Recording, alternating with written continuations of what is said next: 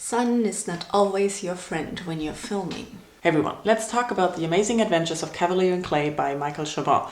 If you followed my videos lately, you know that I struggled with this book. I was on the verge of stopping, but I'm really glad that I finished it. Now, why is that, you ask? It's because this is one of those books that is much better in hindsight than it is while you're reading it.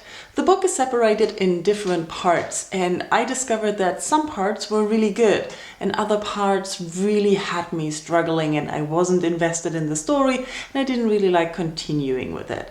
And other parts just picked me up again and made me continue and wanting to know about the characters. So what is this book about then? It's about these two young men, Joseph Kavalier and Sammy Clay. And they are cousins, they are Jews. It's 1939 and Joseph Kavalier fled from Prague to come to his family in New York. And the first night they meet, they decide to work together, they bond and they become friends very fast. And on the first day at work, they decide to come up with this huge comic character, the escapist. And that's how their career starts as comic book writers and artists. But the book is not only about their career as comic book artists, it's more about their two lives and the next, I think, 14-15 years, how their life progresses, how they deal with the life struggles, with their personal issues and everything that's going on.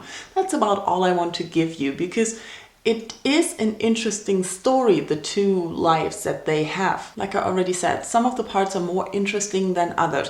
What interested me most are the parts where we have Joseph Kavalier's history, how he escaped from Prague and how his life progressed and how he dealt with the things he had to deal with. The same with Sammy. I liked the part where his life was in, like, not turning around the comic book so much, but about life and what he went through, his feelings and emotional state and family state. I liked those story parts better than the part with the comic books, which surprised me because I thought it would be more about the comic books and in a more interesting way.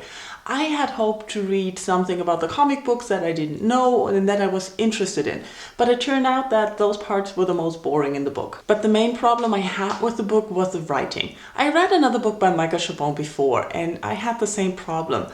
It is sort of written in a very journalistic style, which made me realize it's very emotionless. It's very reportive. It gives you the facts.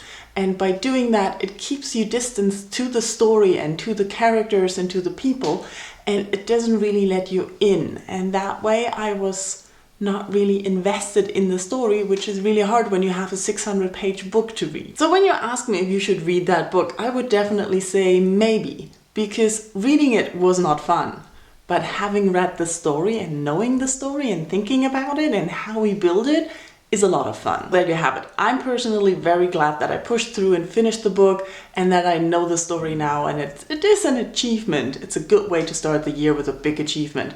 But other than that, I want to hear what you think about the book. Tell me in comments if you've read it, if you want to read it, if you thought about it, just let me know and let's talk Kavalier&Clay.